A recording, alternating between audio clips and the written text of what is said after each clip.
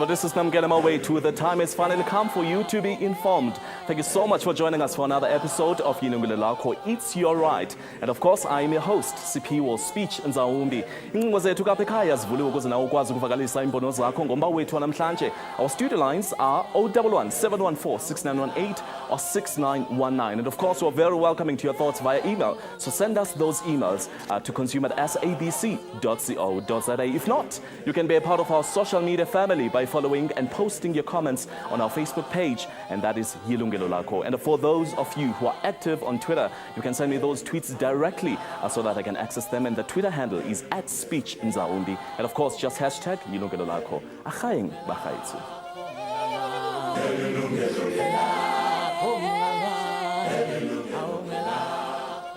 South Africa, just like many other nations, has placed a sustained focus on communicable diseases such as tuberculosis, HIV or AIDS, and malaria as health priorities. But this focus has overshadowed a silent killer, the less talked about non-communicable diseases associated with our unhealthy lifestyles.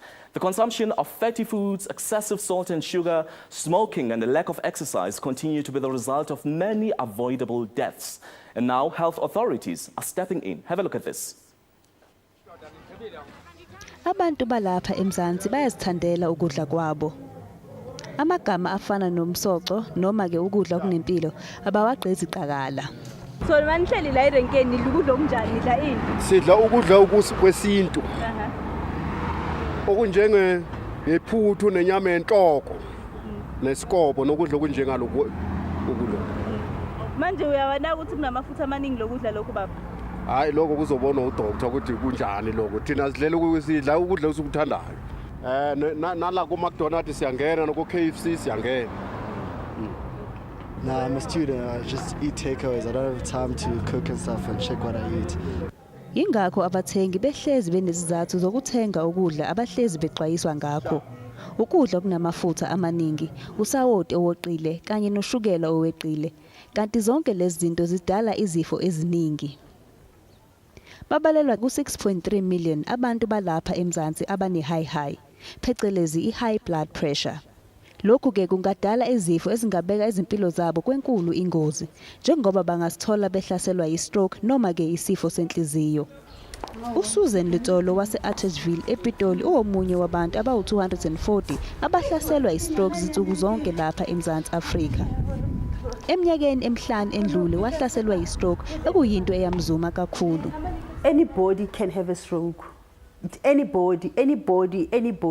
Idlanzana labantu abaneminyaka engu-15 kuya phezulu bane-hypertension kanti abawu-15 million walabantu abadala baphethwe yi-high. Ukwanda kwalezi zifo ezidalwa ukudla okungenayo impilo sekubangele ukuthi abezempilo bekhathazeke kakhulu. Umnyango wezempilo usungenelele ngokuthi utshele abakhiqizi bokudla ukuthi behlise izinga likasawoti abakufakayo ekudleni esikuthengayo. Sekuzophela cishe unyaka ungqongqoshe wezempilo uDr Aaron Motsoaledi asayinde umthetho ngokwe-The Foodstuffs, Cosmetics and Disinfectants Act yangonyaka ka-1976. Lo mthetho ke uchaza izinga lasawoti ukudla okuthile okumele lingaweqi. Lo mthetho ke uphoqa ukuthi isinkwa, ibhotela, ama-cereals, ama-chips, ama-snacks, inyama, amasoseji, isobho, ama-2-minute noodles, ama-stock cubes kanye nojeli. Konke kube sekwehlisiwe izinga lasawoti ngonyaka ka-2019. Lo mthetho ke omusha uphoqa ukuthi izinga likasawoti elikulofu wesinkwa eliwu-4.8% okwamanje lehliswe lifinyelele ku-4% ngonyaka ka-2016 kuthi ke ngo-2019 libe ngo-3.8%.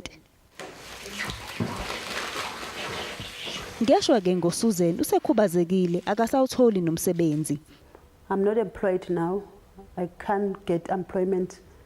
So even if they say disabled people in South Africa get employment, I have tried to, I don't know how many times I've tried, and I'm a professional. So I saw that the best thing is to start an organization for stroke survivors where I can help people.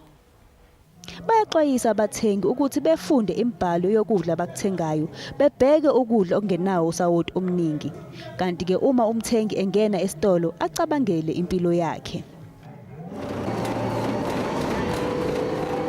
ukuphumula ngokwanele, ukuzivocavoca, ukungabhemi nokungaphuzi ngokweqile kuyenye yezindlela zokugwema lezi zifo.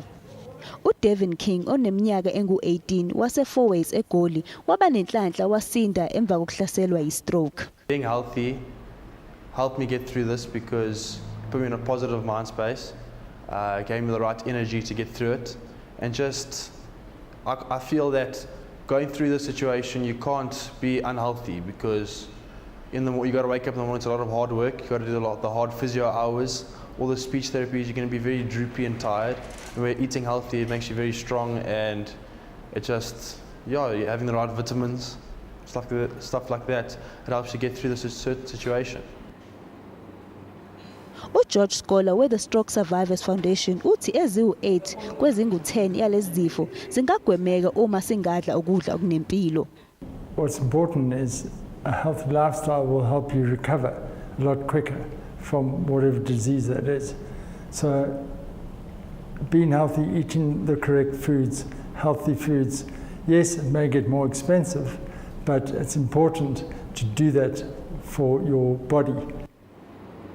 Umnyango wezempilo uyabaxwayisa abantu ukuthi beye emtholampilo eseduzane nabo beyoxilongwa mahhala noma bezizwa ukuthi abaguli.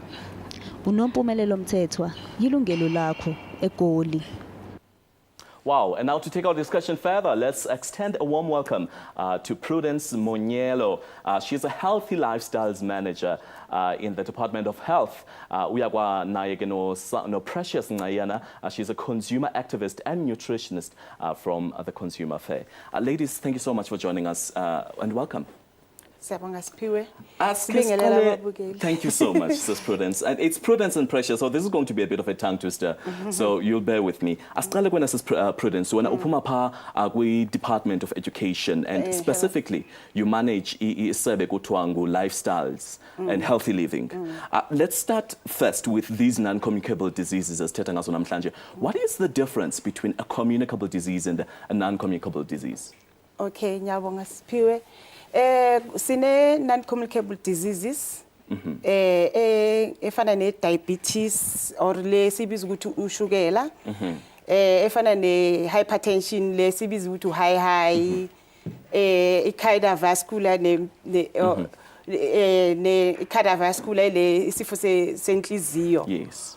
And then sibe ne communicable diseases efana ne HIV ne TB. So ukuhlukana kwawo ukuthi non-communicable, awuyitholi from person to person. Okay. Uyithola through your lifestyle. Phecelezi singayibiza ukuthi chronic diseases of lifestyle. All right. And then communicable, communicator, which ukuthi uyithola from person to person or uyithola kuma germs wangaphandle. Yes. Okay. Healthy lifestyle, that is the key word in today's discussion. And also now when the department yakho kusebela khona injongezo zinto a healthy lifestyle. Must state about when we're saying a healthy lifestyle. What is it? Just break it down to us. What is a healthy lifestyle? Yeah, okokuqala ngifuna ukusho ukuthi I healthy lifestyle siyenza ngoba sifuna ukaddressa ama risk factor.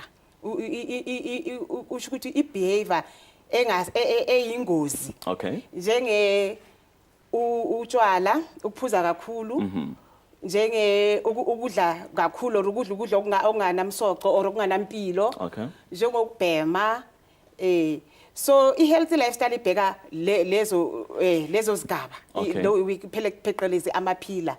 So futhi sifuna ukuaddressa ukuthi abantu baba nesisindo kusho ukuthi mawunomzimba or especially around your waist. Okay. Mawunomzimba so uba more prone to ukuthi ube nama non-communicable disease afana ne hypertension ne diabetes. So that is why savula le program about healthy lifestyle say promoter. Okay. Yes. Precious Prudence uthi inteche handles zonke zo zinto can lead into kubana ube neswekile and all these diseases, hypertension. You are a nutritionist of your own, I mean specialist in the field. Maskasithethe ngokutya esukutyayo specifically ukuthi to non-communicable diseases kokuphi kona kutya that could lead as a nutritionist to these non-communicable diseases? Or how important, let me rather say, how important is your diet and your lifestyle in terms of ukutya? Hayi ngiyabonga Siphiwe Sibingele nababukeli. Ukudla ngesingisi baye bathi you are what you eat. Okay. Kusho ukuthi lento le oyidlayo mawudla ukudla ungenakho umsoco nawe umuntu angeke ube nempilo. So mawufuna ukuthi uphile isikhathi eside ungabi nezifo kumele ukunakekele ukuthi udlani yabona. It's like mawuzovuka ekseni udle amaqanda nobhekeni yabona nesinkwa zonke izinsuku then ngelunch udla ipapa nesteak then ebusuku ipapa futhi nechicken yabona ukuthi uya overloada umzimba udla ungakaqedi ukugaya lokudla lokho kade udle ekuqaleni yabona akukho right lokho. Amafutha aphuma ezilwaneni awekho right for abantu awalungile for abantu umzimba wethu. Mawudle amafutha aphuma esilwaneni abukhuni ukuthi umzimba uwagaye so athatha mhlambe usuku lonke. So mawudle inyama namhlanje akumelanga futhi uphinde uyidle mhlambe ungayidla every second day okanye ngelanga. So ayilunganga lanto ba kakhulukazi thina abantu bamnyama siyacinga into ba ukutya inyama yonke imihla kumili yakho kube khona inyama every day. Yona nto yegazini leyo. So you're telling us that that is actually unhealthy. Yeah, it's very unhealthy. Ukuthi abantu abaningi bathi bakhula behlupheka inyama babedla nje kanye mhlambe ngoKhisimusi nangephasika manje they are trying to catch up yabona ukuthi angeke siphinde sidle thina ipapa nomroho o ipapa nemfino.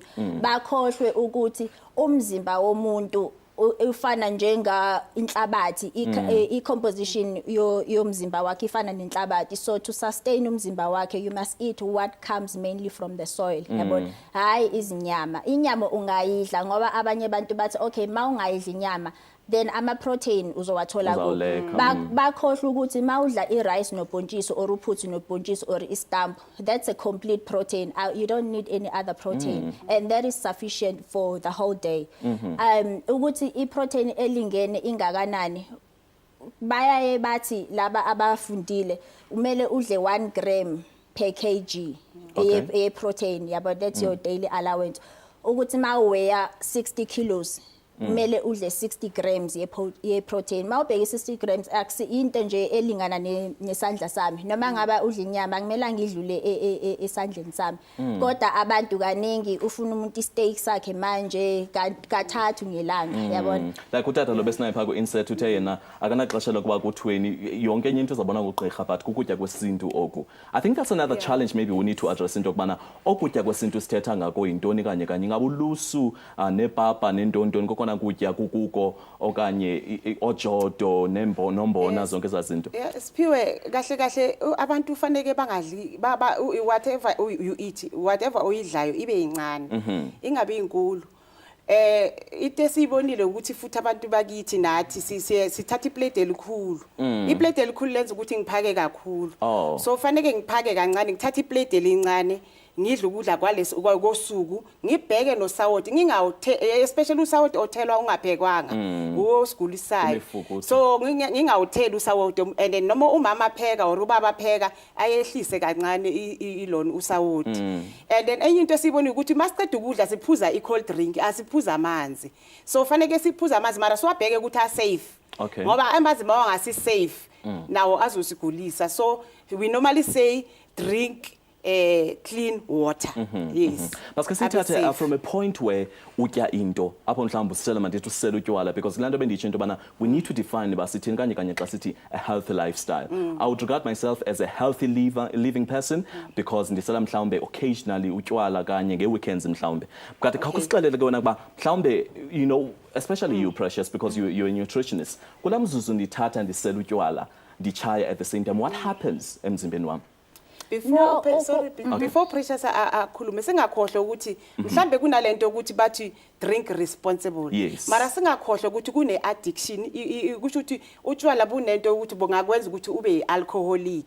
Wena ungacala ngokuthi uyi casual drinker or hayi mina ngiphuza ibeer A1 asifani imizimba yethu asifani so omunye angaba addicted bese angasakhoni ke. Okay. I think Precious should give us that answer after the break. Let's quickly go for an ad break and then xa sibuya apho ke uzosinabisela usinike zonke izongqombolo into kubana ukutya esukutyayo kubaleke kangakanani esikakhulukazi ke xa usela uchaya at the same time kwenzeka ntoni apha apha emzimbeni, because sifuna ukubana sazi uba yintoni kanye unobangela wezi non-communicable diseases. All right, let's quickly go for an ad break. Just to remind you that non-communicable diseases continue to be the cause of many deaths that could have been avoided. In our discussion today, we shine the spotlight on these diseases and how dangerous they are to your health. After this ad break, we continue with our discussion. And just to remind you, Precious has got some foods she's going to share with us right here on the show. So better make sure that you're back with us. We'll be right back. Well, welcome back. So kunika ke nawe ithuba lokuba uthabathe inxaxheba ngosala ukunxiba phaya kwinombolo yethu yesicelo apha studio, and that is 011 714 6918 and 6919 rather. And we're also watching your tweets as they're coming through. I'm looking at those tweets, so better make sure that you send your tweets, and that is at Speech in Zaumbi. And don't forget to also send us your messages on Facebook. Before the break, Precious, I asked you a question about utywala, how dangerous it is to drink and smoke at the same time, and you don't do this just occasionally. It becomes a habit in your lifestyle. What happens up in emzimbeni wakho? Now, asiqale si define by ukuthi sichaza ukuthini masithi uyi moderate drinker. Okay. Ya ngakwama health standards bathi umuntu ophuza nje just mhlambe ibeer A1 ican ngelanga. Okay. That's moderate drinking. Or ngeviki ma umuntu wesifazana uphuze 7 and then umuntu wesilisa 14, it's twice the amount, yabona. So omunye umuntu uyaye athi angiphuza occasionally, mari leyo occasion yakhe angaqeda ngisho ibhodlela le wine, yabona. So lokho ku dangerous, and noma ngabe u drinker occasionally yangokuthi u drinker uphuza ini kangakanani, and it's like binge drinking where mawuqala nje within 2 hours when sowucede yabona ibhotile or sowucede i 6 pack yabona because lokho i-alcohol yabona i-drug and it's only excreted through your body through the liver yabona, and the liver ikhona ukuthi ikhiphe only a small portion at a time, so the rest is sitting in your blood. So where is your blood going? It's circulating throughout your body iya nasengqondweni. So this is why abanye abantu mabene alcohol intoxication uthola ukuthi baya kwi-coma, and some they do even die, you know, from binge drinking. So it's very serious. And then abanye then balokhu bephuza bebhema until babe comfortable yabona, and then instead of doing it once a month, and they start doing it like every weekend. Once waqala wayenza every weekend, then it's like even during the week yabona yafuna ukuthi uphuze yabona ukubhema, and ugwayo unane addiction to it. It's very easy ukuthi mangabhema bese uba addicted kwi nicotine yabona. So umuntu ophuzayo obhemayo uba at more risk ekutheni develop ama non-communicable diseases where you gain weight, because I mean bayibiza ibhiya belly yabona inteshi isisu silama uphuza ibhiya isisu sakho siyakhula. So sisu esikhulu at risk of developing ama metabolic diseases like isifo sikashukela yabona i-diabetes. So ungaye accumulate fat eyinqeni kuphi, that's still safe, but once it's dangerous around you must definitely do something. And what food could specifically, besides alcohol, what food could specifically lead into ukubana sibe nentethe ezinkulu nezibhejeje zonke zazinto? I don't think there's a specific food. It's just overconsumption of anything. Yeah, it's the intake. Okay. But also, we can say like sugar. If you drink or if you eat a lot of sugar, it's also dangerous. It can lead you, because sugar, if the pancreas, I mean the insulin, ayingeke ibe namandla yokuthatha ushukela wakho ushile. Okay. Yabo. So it will turn into fat. Bese ugain weight. That's another thing. Ukudla kakhulu anything. Nanso ke enye into kuba sikhule thina sixela into kubana ukutyiwekile kakhulu could lead to ba ube nenyongo. We're never told into kubana you can actually, I didn't know that you can actually gain weight. Ba xa wenza iti yakho mhlambe, some people prefer it very sweet, so ufake mhlambe 6 spoons zeswekile, or na xa upheka nantoni nabanye abantu bathanda nekhaphetshu zabo ufike sweet and all those things. How dangerous are those things?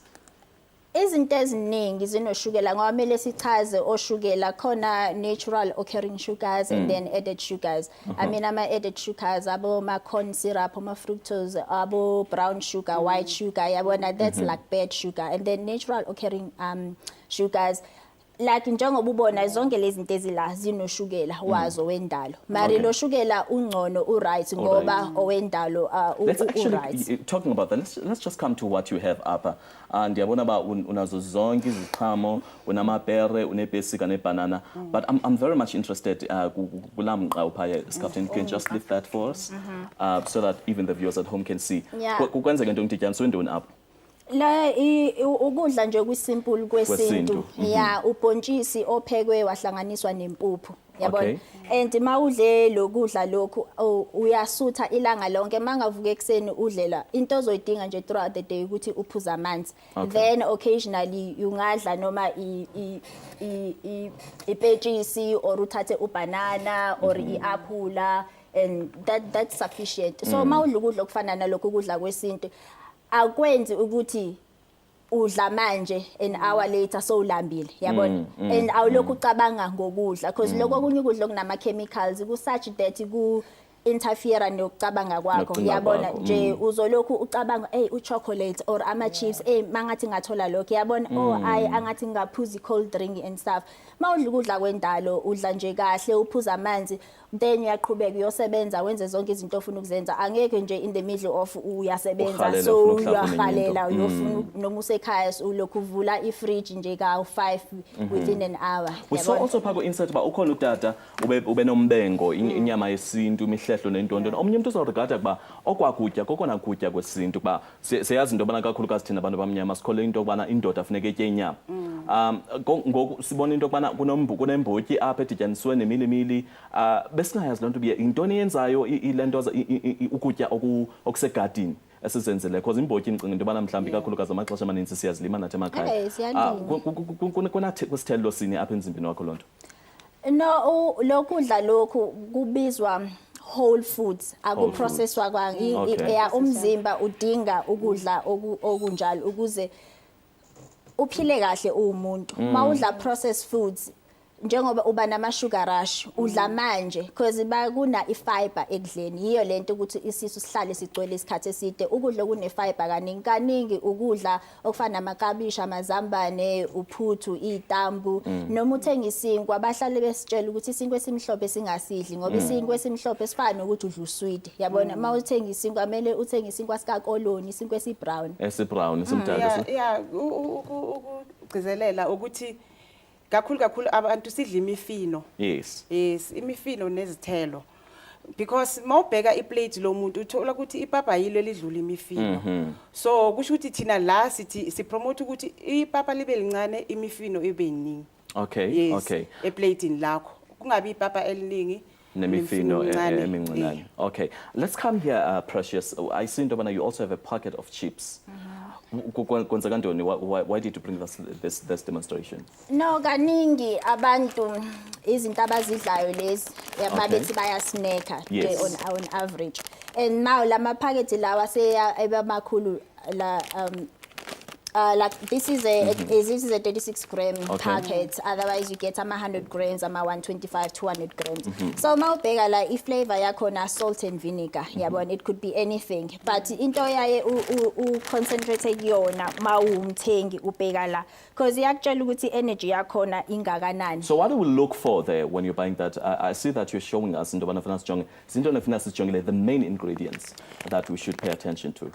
Yeah ubheka i-energy ukuthi lento le ine-energy engakanani bazokutshela ukuthi i-serving njengoba ibhalwe 36 nala 36 bayakutshela ukuthi is about 806 kilojoules i-energy yakhona mawudla iphakethe eligcwele it's 2240 so i-energy yakhona idlula ukudla ipetshisi leli eli1 and ipetshisi li more nutritious than ukudla lento lena awuyidingi nokuyidinga emzimbeni but more so because ugovernment njengoba besibonile kwi-insert ukuthi uzama ukureduce usawoti wakhipha iregulation ukuthi abantu abayenza lama chips lawa nabo biltong nani namasupu kumele baqale behlise amount of salt because I think what we're supposed to be taking total salt content a day is about 6 grams.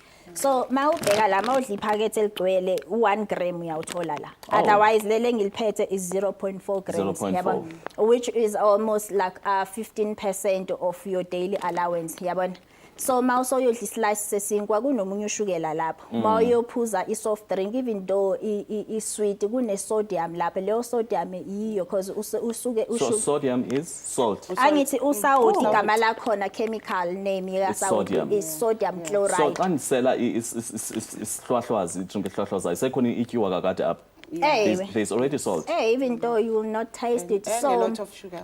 a lot of things that we eat already zinosawoti wakhona And sugar, and we ediwe. still add more. Yeah. Okay. Wow, thank you so much, ladies. Well, we'll take another commercial break. Siyaqhubeka ke emva kwale ntengiso nengqokwethu apha studio. Better make sure that you send us all that you want to know, or perhaps your experience when it comes to these non-communicable diseases, and perhaps your lifestyle. Mhlambe, when you're one of the people who changed from an unhealthy lifestyle to a healthy lifestyle, just make sure that you tell us all about that, what your experience has been, and perhaps in your eating habits as well. We'll be back shortly after this break.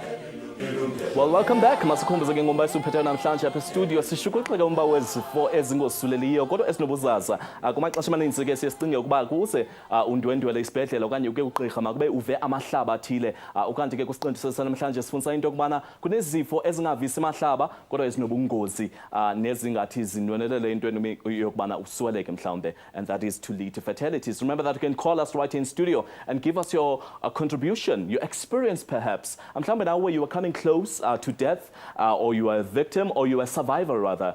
Let us know about all those things right there on 011-714-6918 or 6919. And right now I'm going to take some of the messages you've sent us right here on the show. We've got Malibongo Bella Manyonya. Malibongo Bella Manyonya, he says, eyona ngxaki sijongene nayo eMzantsi Afrika enokubangela ukuba abantu bangaziqwalaseli ezinye izinto ezibeka impilo yabo engciphekweni nezibangela umzimba ungabikho sempilweni yindlala. Many people cannot afford ezinye izinto. Umzekelo, umuntu ongaphangeliyo cannot afford fruit and veg every day. Kumele atye lonto ikhoyo ngoba yiyo kuphela into ekhoyo. We've got Bonko Kangela who says kufanele ukufundiswa abantu ngokutya iziqhamo nemifuno, hayi kuthiwe xolo baxelelwe ngokuzingcala ngepilisi. Enye into ingengiso ezininzi or intengiso ezininzi rather sezibonisa ukutya okungayi empilweni okanye ongeyiyo mpilo. Ndiyathemba iyoselwa iliso lonto. Bulelani Gift Zila who says ndingomnye wabantu abayisebenzisa kakhulu isugar and salt, so should I be worried about my health? So those are the three people basically who have sent us those messages right there. Ladies, we're still going to, before we answer to those Facebook messages, let me quickly take Noba Tembu, who's calling us from Bloemfontein. Noba Tembu. Hello, Puti. Malo Siswam. Hello, Puti. Ndinengxaki ngifuna ubuza Puti apha kosisi uba inyama ebomvu mna ndithi nditya ichicken kuphela kanti ndine-problem ye-weight. Uyatyeba? Ndingu-40 ngoku ndiyatyeba Puti ndingu-44 and age yam ndine-30 years. So futhi i-problem yami yi-drink ene-acid ndiyayithanda kakhulu. Okay. Ndifuna ubuza ndinganengxaki na and ingxaki yobushushu andidibani nobushushu ndiyabila kakhulu. Okay, I think usis Prudence ufuna ukuthetha nawe ngoku khawuthe naye sis Prudence. Okay. Nobathembu. Usemoyeni. Okay. Nobathembu. Ilo akusinyama kuphela yenza ukuthi umuntu abe nesisindo or abe overweight. Njengoba usho nayo inyama le ye chicken inamafutha angithi and mhlawumbe uyayifrya asazi ukuthi uyayifrya na and then ne cold drink lo idlayo bawungabheka icoke ina 11 teaspoon or yabona so enye into esibhekile okwamanje besibheke kakhulu ukudla asinyakazisi umzimba singama South Africa most of the time, so fanele unyakazisa umzimba uexercise. So exercise akusho ukuthi fanele uye ejimini or ube usportman.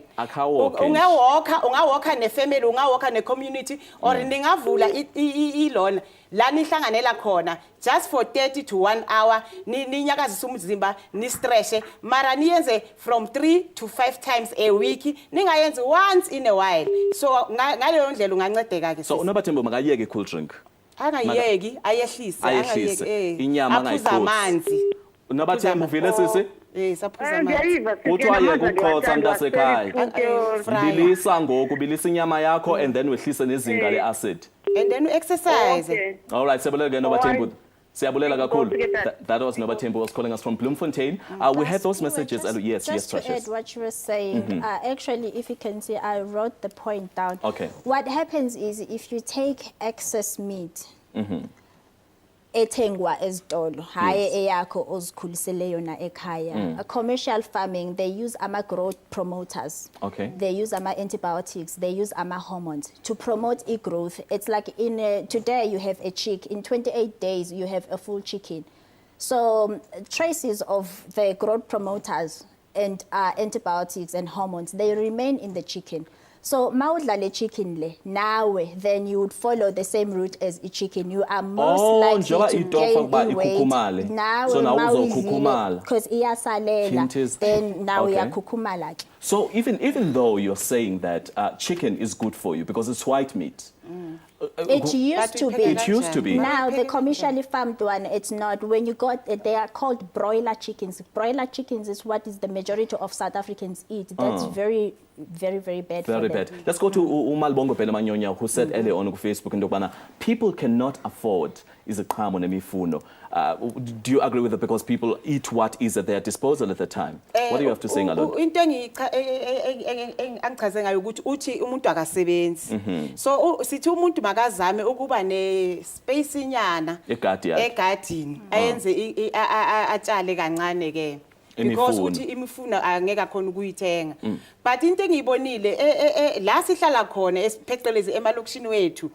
Aziduri kakhulu le aziduri kakhulu uyakhona ukuya uthenge Precious, you told us about this into kubana ezizinto nje iziqhamo including nezi as dried zonke izinto cost less than 50 rands. Yeah. I think that's affordable. If you can go out uyothenga mhlawumbe inyama echisiweyo qotsiweyo ngenyama engange 60 rands and more, then I think you can afford this. Or besides that ke lento echongusis prudence into bana ulime. What do you have to say on that? No, Mari uqinisile because maulima, that's when you get the real nutritious food. Yabona, iapula la namhlanje nutritional value yayo is a third of what it was 100 years ago. Oh, okay. Yabona, because of topsoil erosion and this and that. And mawubheka le lipetshisi leli lingaka. Noma lipetshisi malifike emhlabeni la lingekho lingaka because there is a genetic engineering yabona ukuthi libe likhulu. We like it. Masilibona liso liyahalisa yabona, but asazi ukuthi lenziwe ntoni. So the best thing ukuthi abantu bazilimele bona. And then ekhaya sinengadi sinezihlahla zama fruits. So okay, let's just quickly take Michael, who's calling us from Sandton. Hello, Michael. How are you, Michael, sir? I'm good, thank you. Kunjani baba? Ngiyaphila mfethu. Dad. Yeah, ngisacela ukubuza usisi lapho Precious studio. Kusho ukuthi nginembuzo o2. Umbuzo wami wokuqala uyikuthi la amajuice esaphuzayo kunala ana 100%, kunala awuthola mhlambe 40% orange, then blend kanjani nama preservatives. All right. Ukuthi ihengakanani le 100%, bese ukuthi umbuzo wami wesibili bese ukuthi ifish namafutha angabe mhlamba alingene nenyama yenkomo noma inyama yenkukhu noma mhlambe yona ifish ethi incane. Okay. Thank you so much, Michael. That was Michael who's calling us from Sandton. I think we need to answer Michael when we're coming back from our ad break. Just to remind you that today we're talking about non-communicable diseases. That is easy for ezingasulelekiyo kodwa ke sinobuzaza. Qhubeka nawe ke usiqhameshela nathi studio phako nombolo yethu 011 714 6918 or 6919. But for now, let's quickly go for an ad break. We'll be back shortly. Well, welcome back. Our participation line is 011 714 6918 and 6919. You can also email us your views, or rather send me your tweets right there at Speech Nzawumbi, and of course hashtag Yilungelo Lakho. And just talking about callers, before the break we had Michael who was calling us from Sandton, and Precious is just going to give us an answer. Michael said juice, you spoke about the juice and 100% and 14% and other things, and fish as well. Okay, it juice at least bayakutshela ukuthi lena it's made from 100% fruit juice yabona. Kushuthi ayikho enye into ediwe akunashukela akunamanzi ediwe. And then le 40% kusho ukuthi 40% wale carton, it's real fruit juice. Okay. The rest, it could be sugar, preservatives, and water. Yabona. Okay. So, juice is right, it's healthy, but igcwele ushukela. It's like diabetic, angeke uphuze juice ngoba uthi no, it's 100% fruit juice. Yabona. kaningi noma umdala mawuphuza ijuice uyihalela ubothatha uhalf weglass ufaka ijuice omunye uhalf ugcwalisele ngamanzi uyidilute because it's too sweet. All that sugar adds doesn't matter where the sugar comes so from. So even if it's 100% juice, No, you are just never matter. safe away from sugar. No. Okay, and it gets drunk as dilute. You spoke about the fish. Can you tell us about the fish also? Okay, ufish unamafutha, but amafutha kaningi atholakala kwifish omega 3. Yabona lawo mafutha ilawa vele esiwadingayo. Baye ba recommend ukuthi noma udla zonke inyama at least kabili evikini udle ufish.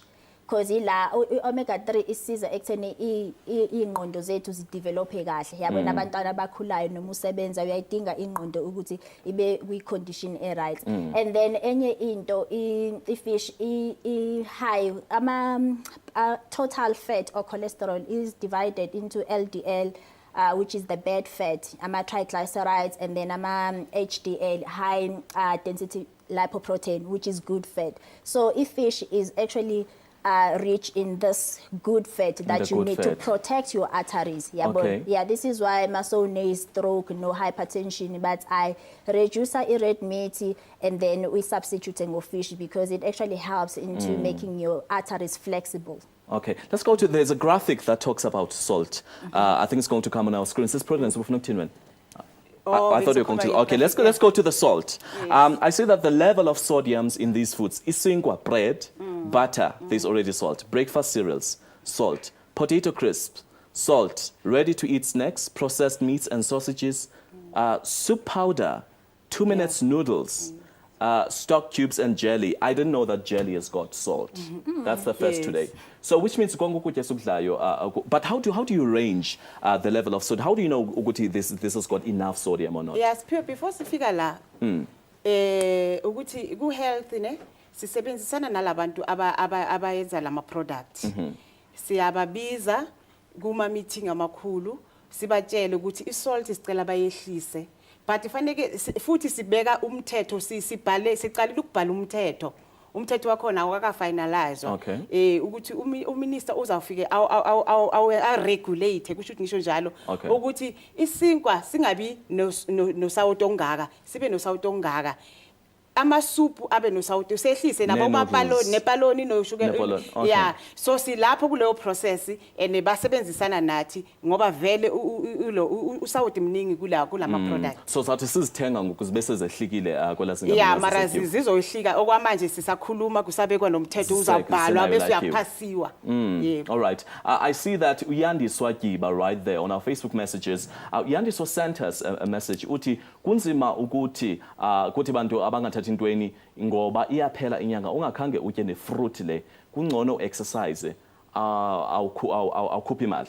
And then you've got John C. Botoma who says, hi guys, we're society, we tend to forget about our healthy lifestyle, I think, but focusing on eating junk food with lots of salt and sugar. The worst part would become enemy number 1 to doctors, exercise and use of protection when engaging in sex. I think also that what Ujon is mentioning right there, because you said when you spoke earlier on about a lifestyle, Uguti, sexual activity is actually included about lifestyle. You need to engage in a safer sex. Yes, because a healthy lifestyle has got 5 pillars. Okay. So this pillar we didn't talk about because we were worried about although it's safer sex, if you are not practicing safer sex, yes, you are prone to communicable disease like STD, HIV, you know. So yeah, all right. The first person we had on Facebook, still they're saying that people are affordable. I think what we need to do, ladies, is if you cannot afford a dry fruit, what can you substitute it with? If you cannot afford this what can you use as a kabatini yako? If you cannot afford fish umzagelo, tina community yethu sebenza ngayo and angeke avoid ilo ama dry fruit. Leyo vele ibhekiwe. Okay. Yes. Mhlambe izinto oselayo iulcers zona masikuse ngeulcers enye into leyo ehlupha abantu kakhulu. Ingaba kutyeba mhlambe kanye izinto esiziselayo kanye sizibhayise. What causes ulcers? The ulcer is caused by excessive acid in your stomach. Yabona. Mawudla ukudla acid iyeza izodigesta lokudla. Okay. So ukuthi i-acid ezayo ingakanani kudependa ukuthi udleni. Okay. Mawudle something that is too fatty, obviously there's going to be a lot of acid izodigesta because umsebenzi mkhulu. So if you get in nguyenza izilonda no, because i-acid yakhona it's hydrochloric acid. Okay. Noma uyithela lana yabona ukuthi kuyadamageka noma ungayithela kwiskin yabona. So mawudla izinto ezispicy, izinto ezi-too fatty, then amanye ama-ulcer they can be caused by other things like stress and other illnesses. But now I think with non-communicable, lifestyle related ama-ulcers. And because ngabantu who live on the go, you know, we're always rushing somewhere. Asinalo ixesha lokuba sihlale phansi sinqunqe veggies, siboil zonke izinto. So you find it there are these food supplements of mansi powder. You just uyiqhuqhe uyidibanise usele and ucinga into yobana usegazini because kaloku ezazinto kuthiwa zine-vitamins and proteins ne-calcium zonke ezazinto. Ngaba ezanto zilungile na apha emzimbeni wakho? Lezo because no, from the standpoint of department asikhulumi kakhulu ngalawo product because we have improved that. Sikhuluma kakhulu ngazo zona lezi zemvelo. Ezemvelo. Yes, sikhuluma kakhulu ngezemvelo. Sis Precious? Yeah, uqinisile because supplements they are not regulated. So no one can submit evidence to say this is the report. We did a clinical trials. We took 1,000 people from this village. We fed them this, and then after some time they showed these symptoms. We took their blood. We saw that it actually got absorbed because you can mix that and drink it, but there's no proof that it's actually going to get into your blood or what they say it's available on the pack. It's actually inside the powder because you just see a powder and you trust that it's protein powder and it has vitamins. All right. Well, ladies, I think after the ad break, we need to Sitete, especially Precious, are going to tell us about the labeling because I have a feeling about people don't understand when you zonke's labeling is going to begin, and then we're just going to when this is Prudence, you're going to tell us ngamanye amaphulu mhlambe nawo pha Department of Health into yokubana kule healthy lifestyle or the health month apha kule nyanga kaFebruary zintoni ngawo pha amanye amaphulu nawo mhlambe abantu abangathi baye kusebe lezempilo bafumana uncedo nento njalo. Let's hold it right there for now and take another ad break. We're coming back and we're talking more food when we're coming back. So you better make sure that you stay with us and you don't go anywhere to round up our discussion. We'll be back. Up in studio, I was still talking about food, non-communicable diseases, ezazifoke ongathi usulelo ngazo kwabanye abantu kodwa osifumana ngenxa yendlela ophila ngayo wena ubomi bakho. Right now we've got a caller who's calling us from the Western Cape, and that is Bonginkosi. Hello Bonginkosi. Hello. Hello Buti. Hello Buti, kunjani? Sikhona tata, kunjani kuwe? Buti wami ndinengxaki xa ndisele utywala gqithi nebuti. Kufumaniseka ukuba ndiyavuka ekuseni ndibheka emsebenzini. Yes. Kufumaniseka emsebenzini ndibila kakhulu ngekasebenzi nakangako umzimba sowubaleka amanzi. Ewe. Kufumaniseka ukuba ndifuna ugabha and then xa ndifuna uvomita inyongo iphuma izipisi. Ngaba kukusela kakhulu or kusela ungatyanga or kwenzeka ntoni. Uphinde uqhubeke uyosela mntakwethu. Phinde kufuneka bafuneka ndiphinde ndiyosela utywala phinde kufuneka bafuneka ndisele. Uphinde wenze laa ntweni. Okay. Precious, what do you have to say to Bonginkosi? I mean utshwala akubona for wonke umuntu yabona abanye abantu imizimba yenziwe ngendlela yokuthi akakhona ukuhandlisha utshwala so basically allergic kwi-alcohol so into right yena for yena ukuthi ayeke utshwala. Bonginkosi, are you still on the line? If ngifuna Yes, I'm still on the line. Bonginkosi enye into ubheke ukuthi utshwala bungakugqilazi ngoba the way ukhuluma ngakhona manje base kusenza ukuthi ungaye emsebenzini buzokugqilaza uzosebenzela bona uhlalele bona uhlule ukulona so Precious uthi makabiyeke completely kuba biyamala. Bonginkosi watata uvile bakuthiwa ke buyeke kuba ingathi abokuvumela utywala awulungelani nabo. Oh okay, handivile nami ngifuna ukwazi ke butwa. Mhlambe wena unento apha kuwe emzimbeni engahambelani notywala. Bonginkosi if inga-add ukuthi into enye nenye mawungafocus kuyo kakhulu so you've got izinto eziningi ongafocuswa kuzo in life manje nedwa ithatha wayafocus kuyo like utshwala. That is why bese bukutreata kanje. You need to balance. Okay. All right. Thank you so much, Bonginkosi. That was Bonginkosi who's calling us from the Western Cape. And unfortunately, we've closed our lines right now. Ladies, let's just try to sum it up. Sathetha ngezifo, sathetha ngokutya, nokuba asilunga ngezinto abazenza ntoni. Now, let's look at the solution to we know that there are curable diseases and there are preventable diseases. Now, I think let's talk prevention more. What is it that you need to do specifically?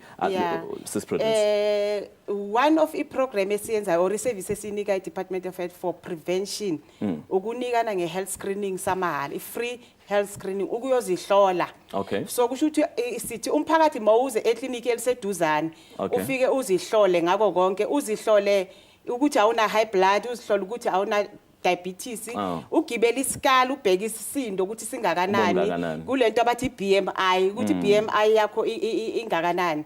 And how often should you do that, Sis Prudence? Well, there's no the right thing, but I will suggest twice a year. Okay. Yes. Okay. But if bangakuthola ukuthi unama science athize sinayo futhi ukuthi iservice sikurefere somewhere la uzothola uncedo khona bakhona ukumanage sibiza ukuthi umanager i-disease. Okay. Yes. And as services are free, uge All clinic the uzofika services are attend. free, yes, Okay. yes. Precious? Yeah, on average, if ungena inkinga, ungaya just once a year, uyokwenza your regular checkup. Then obviously people who are already on chronic medication, they have to go every 6 months, you know, so that they are checked ukuthi le mithi lena ayibakhozeli nama side effects la abayithathayo nanokuthi iyenza lento ekumele ukuthi iyenze nami. Otherwise abantu kumele badle ngendlela, akumelanga bavilaphe, angeke uhlale esitulweni langa lonke, yabona mele ekseni unyakazisa umzimba noma unomsebenzi okuhlalisa edeskini every hour or so ukuhambe nje wehle wenyuke ngama steps ubuye, yabona. Instead of ukuthatha i-lift unyuke steps. No, i-lift nje akumelanga uyisebenzise narunless i-office lakho liku 10th floor, yabona. All right. And ngamanzi ke ukhathatha nento namanzi bakubaleka nganani basela amanzi? Amanzi abalekile, umthetho uthi kumele uphuze 2 liters wamanzi. Mawukuthi usegola ngazi, I think throughout South Africa it's been very hot. So even i2 liter kulamalanga la washisa kakhulu it's not enough because masikhuluma so i-breath you lose i-moisture. I-skin sakho sinembobo you lose i-moisture, yabona.